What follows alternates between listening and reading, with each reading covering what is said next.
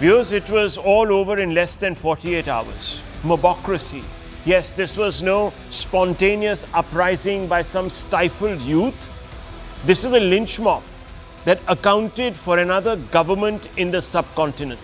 Over the last 48 hours, viewers, these mobsters who have banded together under the moniker Gen Z have rampaged, forcing Nepal's communist Prime Minister KP Oli to resign. Now, viewers, a lot more has happened.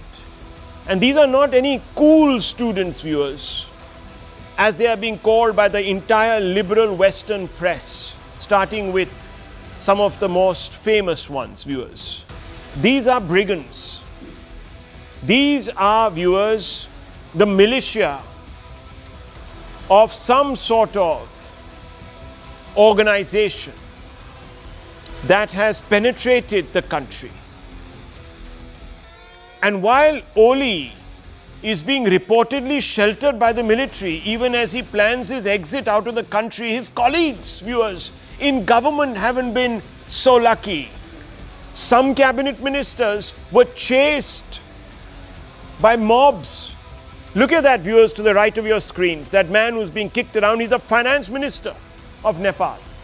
The finance minister of the country chased through the streets like a common criminal. He may be one. Try him in a court. Not on the street. And at one point, he was stripped of his clothes and chased down a shallow stream caked, soaked in blood, viewers. This man. The wife of a former prime minister burnt alive after she was thrashed. Visuals that I can't even begin to show you, viewers. We don't want to. A former prime minister, there he is in the middle of your screens. And that's an ex-Nepal Prime Minister Kanal's wife, brutalized, killed, set ablaze. And then, viewers, let me show you a former Prime Minister attacked. He's only alive because the military formed a ring around him. There you can see him, viewers. Blood dripping down his shirt. His aged wife beaten black and blue. The mob fury ignited by hashtags on social media berating the Oli regime for being corrupt, nepotistic and authoritarian has torched the parliament, even the Supreme Court, the Hilton Hotel, businesses, homes, institutions, media organizations. Indeed, the Oli government was all this, viewers. It was nepotistic, corrupt, and perhaps even more. I certainly don't hold a candle for Oli, who's a Chinese stooge who had no love lost for India. Let me tell you that. But I do hold a candle for democratic constitutionalism. And yes, I condemn this street-driven bloodlust. It has no place in our world, and it should not be valorized. And viewers, this is not the way civilized, mature democracies respond to governments that have contempt for constitutionality. And it is unfortunate that there are some very malevolent minds that are calling these brigand youth leaders heroes, revolutionaries. Delhi is looking at developments cautiously. Nepal is the third neighboring country where mobocracy has challenged the state. The question being asked in government circles is whether it's all a coincidence or is the mayhem the result of a conspiracy.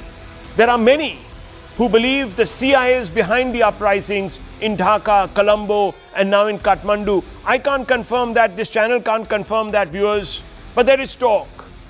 And if it is true, then, viewers, from Pakistan onwards, we are being surrounded once again by regimes who are puppets of a foreign power that at this moment in time doesn't view India with any goodwill.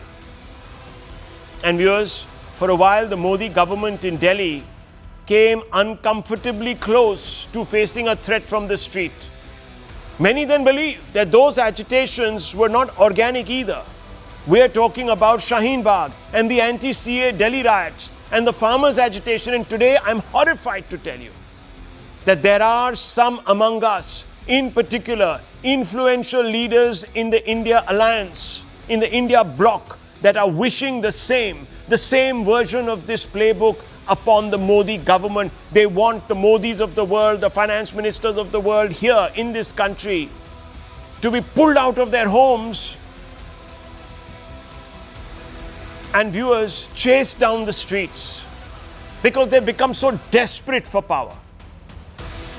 Sanjay Raut of the Shiv Sena, the UBT, tweeted the video, viewers, of the Nepalese finance minister being attacked, saying, this accident, if you please, can happen in any country. Be careful. Victory to Mother India. Vande Mataram.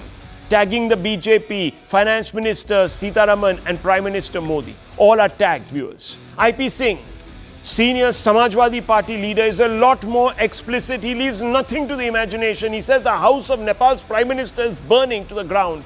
Remove 75 plus dictators. Save Hindustan. Today Nepal, tomorrow Hindustan. 90% unemployed youth are sitting idle at home. Youth, wake up and seize power. Viewers, there is a way to seize power in this country, and that is through the ballot. It's not to the street.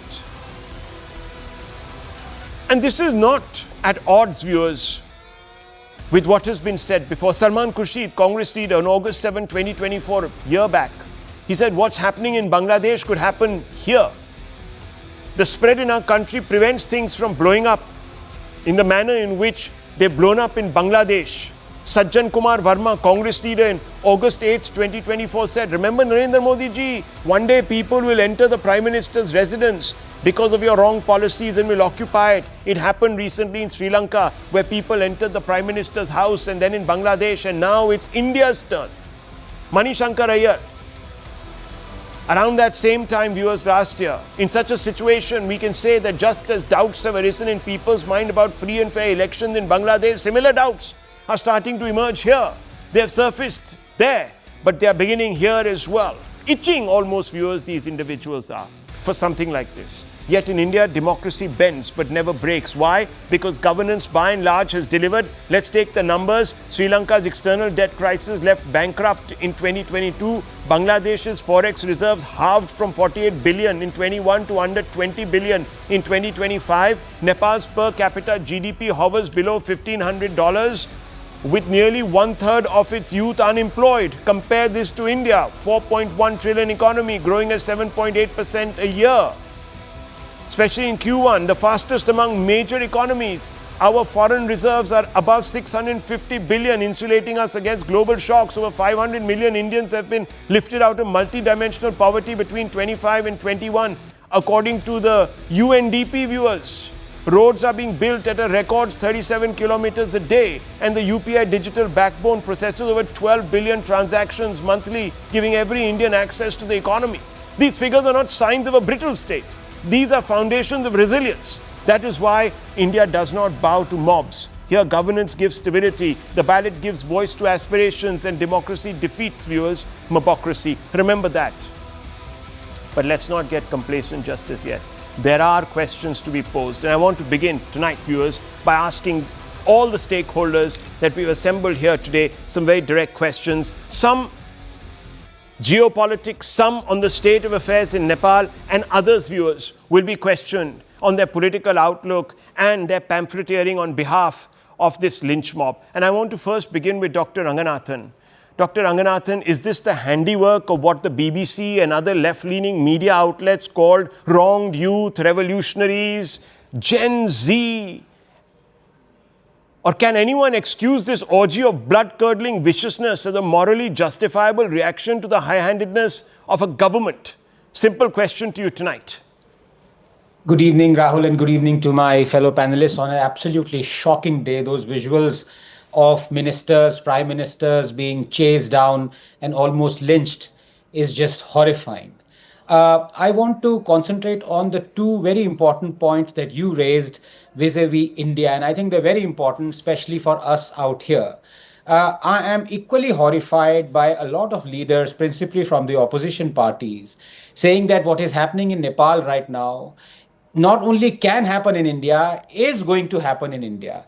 And the fact of the matter is that while some Nepalese are wishing that their nation becomes India. Some Indians are wishing that their nation becomes Nepal. And the tragedy of this country is that nations can recover, but haters do not. Now, they are saying that such anarchism on the streets, bloodletting, will happen in India because you have the unemployment at record high levels. You have महंगाई or inflation at record high levels. People don't have enough to eat. They are on the streets. आटा नहीं है, खाने को अनाज नहीं है. They have been saying this for the last 11 years. Why has anarchism or bloodletting not poured onto the streets? If this was true for the last 11 years, why have 11 Nepals or 12 Bangladeshis or Sri Lankas not sprung up all over India? If what they are saying is true, the fact of the matter is what they are saying is a blatant lie. And that is the reason why you don't have situations like Nepal and Bangladesh in India, and you wouldn't for the foreseeable future. Because the fact of the matter is that last year, 47 million jobs were created. The fact of the matter is that in India right now, inflation is at a 17-year low. Our forex reserves have been the highest ever. Stock market, highest ever. Vehicle sales, highest ever. PMI manufacturing, highest ever. Everything points to India not being a victim of anarchy because of all the issues that these people have raised, and also to boot it all, inequality is at a record low. Gini coefficient is 0.29. So their lies have been exposed not by politicians or by analysts, but by people themselves, because they haven't poured onto the streets. Now, the second important question, and this is very important, can that happen? And I'll tell you, yes. The sad answer is yes, it will happen. Not because the people of their own volition will pour onto the streets. Of course, they do from time to time. Shaheen Bagh is an example. CA protest is an example. You have the Republic Day when they remove the Indian flag is an example. But this kind of a thing can happen because the government can allow it to happen. The cowardice of the government will allow anarchists to spread and millions of Nepals being sprouted in India. The reason is that you had Shaheen Bagh, an illegal protest, continue for 6 months, inconveniencing millions of people. You had the anti-CA, you had the anti-farm law protest blockading Delhi for almost a year. The nation incurred a loss of 3,500 crores every day for the entire year. That was not because of the bravado of the anarchists or lumpens. That was because of the cowardice of the government. And that is what I fear. All the cases against all those lumpens and anarchists were taken back by the government. All those who burned rice stubble and created mayhem, the cases were taken back by the government. This is the situation in our country. At the altar of political expediency, the government ironically can encourage anarchy, not the people. Well, let me bring in Mr. Jain. Mr. Jain, yet the India bloc is wishing this sort of medievalism upon the Modi government, this sort of anarchy. Do you really endorse coups? Or are you so desperate? Do you want anarchy? Is that why you are without proof constantly spawning or spoiling for some sort of an insurrection? Is that what's really happening? Will you condemn what some of your India bloc friends have said, calling upon the youth to rise up and do what these people have done to people like Modi and the finance minister, etc.? Take a position, please, tonight. Rahul, of course, I'm taking a position. First of all, let me be very clear to you and Mr. Dr. Ranganathan and any other viewers who may have any doubts. Nobody from the opposition is asking the Indian youth to pick up arms and start beating up prime ministers or burning their houses or this or that. Let me make it very clear that cautioning the government against an ill that might come does not mean that we are wishing for that ill. Rahul Gandhi, in the beginning of March 2020, cautioned the government that act properly, otherwise we'll face a serious problem when COVID comes. That was not him wishing for COVID to come, but that was him cautioning the government. But the BJP government at the center was very busy breaking the Madhya Pradesh government with the help of Jyotiraditya Scindia. And now exactly the same thing is being done by opposition leaders right now, that you need to make sure that the unemployment situation in the country, that the law and order situations in various parts of the country do not spiral down to something where we see something like this. Because I remember about a decade ago, there was this incident when a large people's protest was happening across the country in Delhi, in the Ram Leela Maidan, and there were crowds that breached the security barriers of the president's estate, not the president's estate, the Rashtrapati Bhavan. They had to be stopped by water cannons. And I remember that my friends from the BJP at that point of time were saying, ho, kitna galat ho gaya, janta pe pani maar diya gaya. Now, my same friends from the BJP come around and say how all of any sort of protest is so illegal and anti-national and how it should not happen. For the viewers who may be younger, may not remember what those protests were. Those were protests called the India Against Corruption, spearheaded by an RSS man called Anna Hazare, backed by the RSS, and led on stage by BJP leaders like Smriti Irani, Kiran Bedi, Sushma Swaraj, Arun Jaitley, and a whole bunch of the people from the BJP. Yeah. But nobody was seeing that they are trying to bring down the Indian state. All of that said, I don't think it is in our interest or our country's interest when the government and the ruling party and all the sympathizers just pretend that sab changa si, koi problem nahi hai, there's no unemployment problem, there is no problem of murders in Bihar, there is no problem Jain, of election commission being Mr. Jain, openly partisan, there is no Mr. problem Jain, with if you allow me, with the people of the country if you believing allow the vote me, story allegations. Mr. Jain began by saying, let me be very clear to you, nobody in the opposition is asking for the youth to rise up. Now, viewers, this is what, I'm coming to you, Dr. Ranganathan. I think you're holding something up. Can you tell us what that is? Because there is somebody called IP Singh, a senior Samajwadi Party leader, who was a minister in the UP government last time when the SP was around, and this is what he says. The house of Nepal's prime minister is burning to the ground. Remove 75-plus year dictator. Save Hindustan. Who's he talking about, viewers? We all know. Today Nepal, tomorrow Hindustan. 90% unemployed youth are sitting idle at home. Youth, wake up and seize power. Seize power. And this gentleman here, Mr. Jain, is telling us that this has not been said by anyone from the opposition. That this is a call to insurrection. Yes, Dr. Ranganathan. I didn't mean to interrupt, but the claims of my good friend Nikhil are laughable because this is a Congress leader, Raja Pataria. And he says, if you want to save the constitution, kill Modi. What are you talking about, Nikhil? Who is Raja Pataria? Dr. Ranganathan, I have never even Who is heard IP the name. Singh? Who is Sanjay Raut? They're nobody. He's an MLA. They're all incidental. Oh my God, he's an MLA. Do you remember there was a BJP MLA telling all Hindus in the country to rise up and take up swords in their hands and murder all Muslims? Nikhil Jain, you can today play this game of whataboutery till the cows come home. No problem. Rahul, honestly, take responsibility. I don't intend to do whataboutery. Take responsibility. Take responsibility for God's sakes. And I want to come into Pawan Verma. Mr. Verma, today I speak to the former diplomat in you and not the opposition leader. I'm not talking to an opposition former parliamentarian and somebody who is invested politically in India's democracy. I want to ask you today, as someone who's been a diplomat, a student, an intellectual, somebody who understands geopolitics, to comment on this chilling dance of death and condemn it for what it is. This is certainly not, Gen Z youth stifled, democracy being sort of, quashed, and therefore lynching their leaders who have at least won an election. Try them in a court of law, do whatever. And I also want you to take a position on what some of these opposition leaders are saying today. Thank you, Rahul. Frankly, I'm perplexed, genuinely perplexed at the turn of this debate. Because notwithstanding what you said in the beginning and what my good friend Anand said, I think any comparisons being made with what is happening in Nepal and the possibility of it happening in India are, I think, frankly, fear-mongering. They are picking up statements. In a large democracy, there are bound to be people on the edge of lunacy who make such statements, but the mass of India is part of a democratic setup. Yes, there is opposition to the government. Yes, sometimes as a democratic right of protest, it spills on to the streets.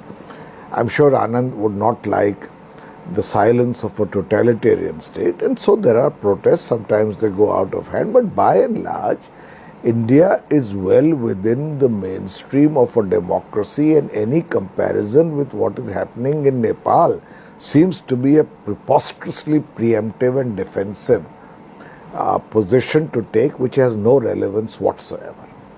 Having said that, in my view, what is happening in Nepal currently is anarchy, but behind that present phase of anarchy, Nepal was in a scenario where a great deal of resentment and even anger was simmering below the surfaces because of zero governance, skyrocketing prices, and rampant corruption, what they call in Hindi, Bhai Bhatijawad, Nepo, kids of the rich and influential.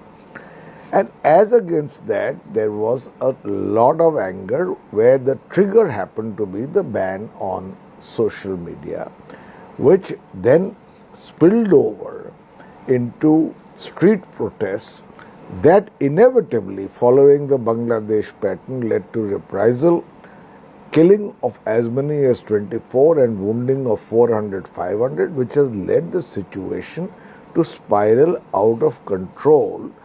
And today, I do not condone for a moment the kind of violence we have seen, but at the same time, I understand that right now we are in a situation of anarchy.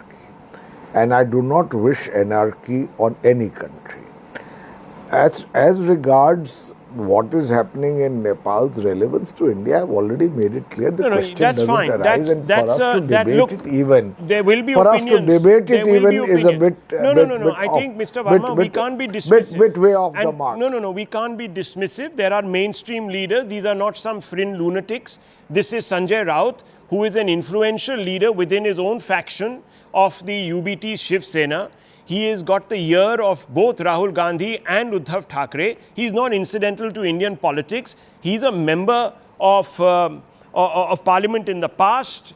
He is the chief orchestrator, ideologically, of the stands that are taken by certain political parties. He's called for consultations by all the other supremos. But what I want to focus These on, are not, Rahul, no, hang on. This is a very what dangerous... I want to focus on, Rahul, I'll just take 30 seconds. No, and Mr. Verma, we can't say that, look, yes, there was a what tipping I want point. to focus on. There are tipping points.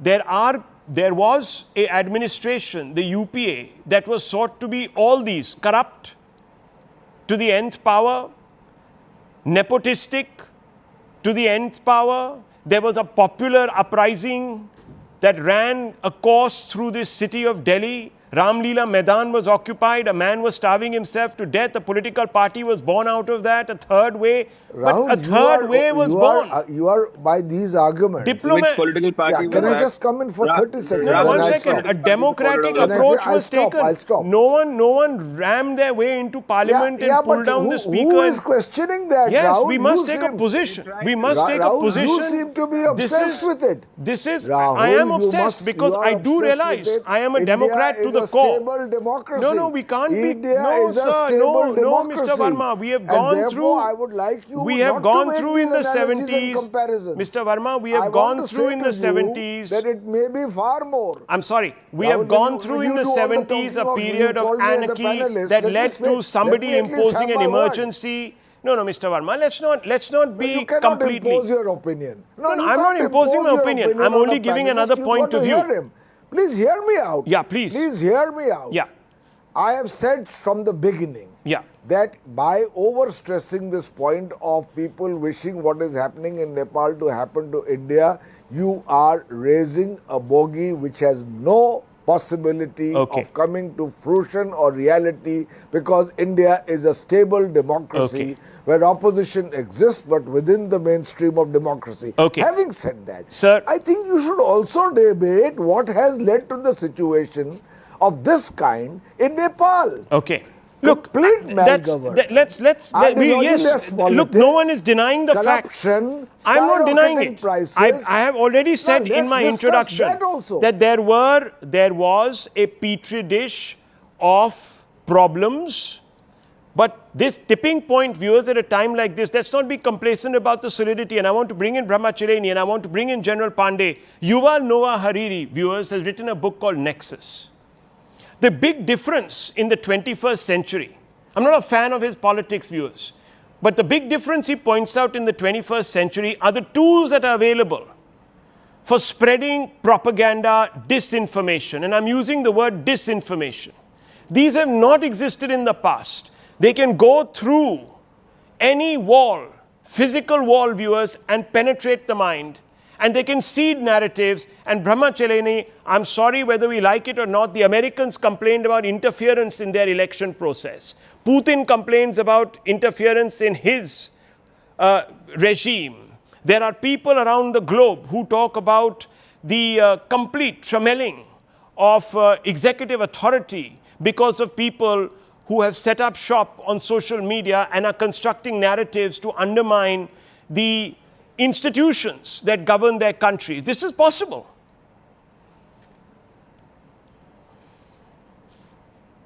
You're asking me, Rahul? Yes, Professor. Well, I think let's look at the larger picture first in relation to Nepal. Ever since Nepal began its experiment with democracy, it has been racked by chronic instability.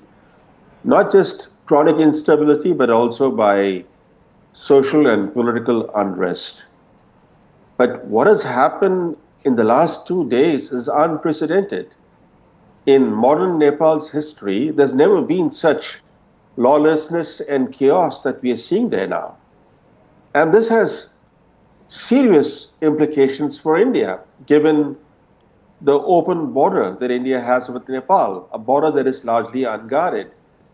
So this anarchy in Nepal holds direct security implications for India.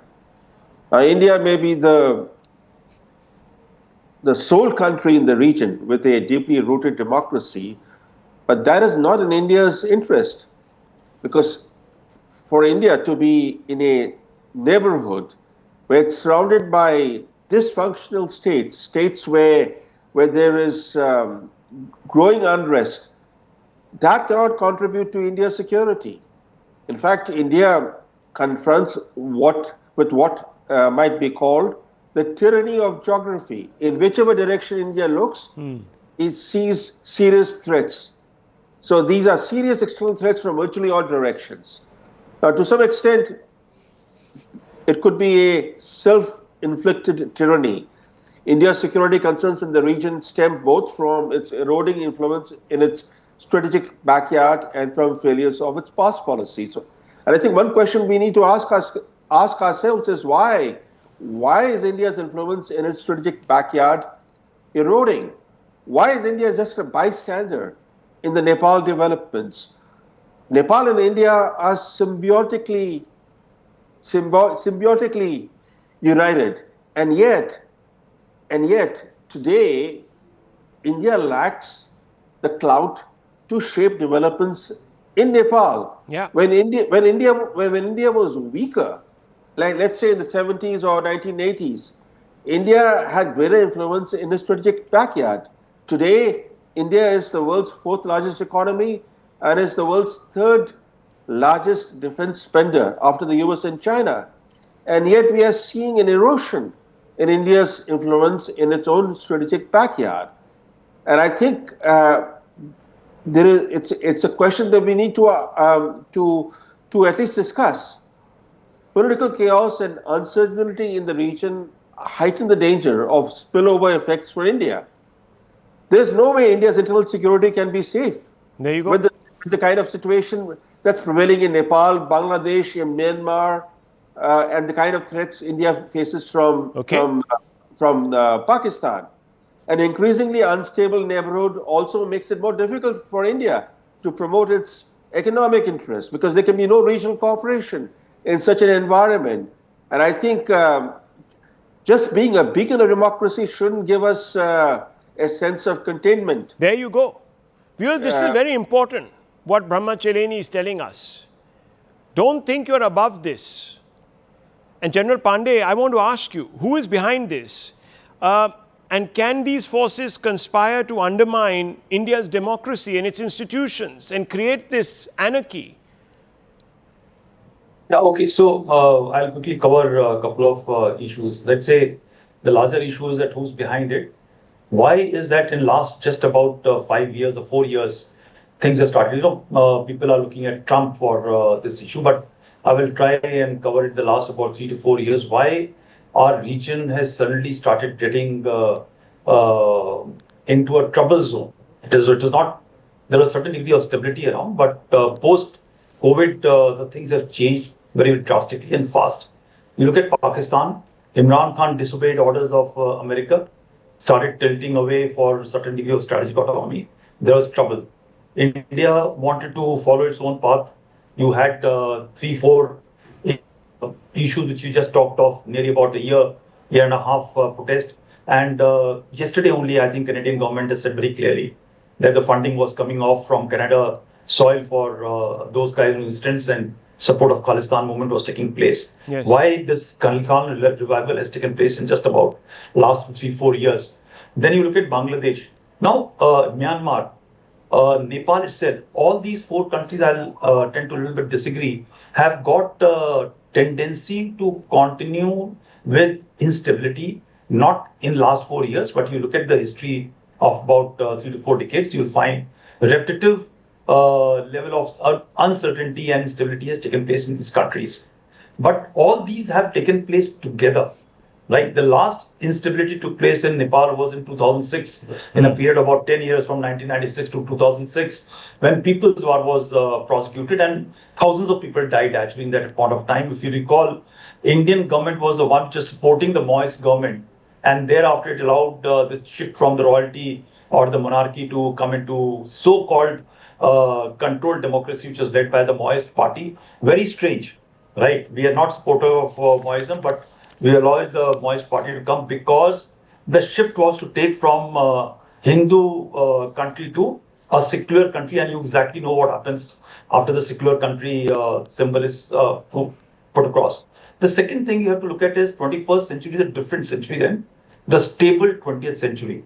Technology here has become not boon but bane, right? It may be in kinetic means, but more importantly in terms of social media, shaping of mind, using toolkits to continually shape mind. Which right. country, including America, doesn't have corruption to the level of what is there in Nepal? Which country today does not have unemployment? Which country does not have favoritism? Why is it happening to these 3, 4 countries, and why is it not happening to the modern countries which are controlling where these tools are emanating from? So when social media shuts down, TikTok is allowed to function, but rest everything which comes from the Western country. Why does this strike takes place in such a manner? How does it happen that well coordinated within 24 hours, each and every corner of Nepal, which is very, very remote, from Madesi to hillside, Okay. from the rural to the cities, everything comes to an research. There has to be a certain degree of coordination. It doesn't start, it spirals out of control by starting at one place, but it doesn't happen all together, Yes. all across. There is somebody But you look here. at just about 3 months back, Yeah. I'll just Rahul finish off. You had the pro-monarchy strikes and protests which happened. True. They did not spiral out of control in the manner it has happened. Technically, that was a major movement which has taken place. But this time, a toolkit system has happened, which has allowed this to have the way it has Well- gone about. And I can assure you that it is not the Gen Z which has started lynching and killing, but there are very, very calibrated elements which has gone for this this anarchy which is happening. That's in a this very country. valid point, viewers. Let's not immediately suspend belief. I want to bring in Dr. Ranganathan one final time. Dr. Ranganathan, are you obsessing and fear-mongering? Simple question. No, I'm not fear mongering, but I think a little bit of obsession is possibly to be, prudent, especially after what Brahmaji said and what particularly General Pandey has said, and I'll tell you why. He is absolutely spot on. While we believe we can walk on a carpet, you look at our neighbors, they stuff everything under the carpet and then they walk on it. So it's been a wobbly walk for decades on end, and that's a fact.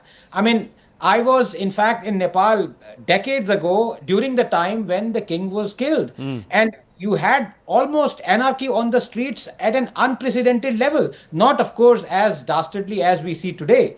The same is true with Pakistan, Afghanistan, Sri Lanka. So, our neighbors, fortunately or unfortunately rather, they're not stable. They are pretending to be stable. And so you Well- cannot extrapolate. But as I said, and I stick to that, you had for a year total anarchy, siege of Delhi, a financial loss of 3,000 crores every day for a year. And nobody was compensated. The state suffered, the people suffered. We somehow are. And that was lauded.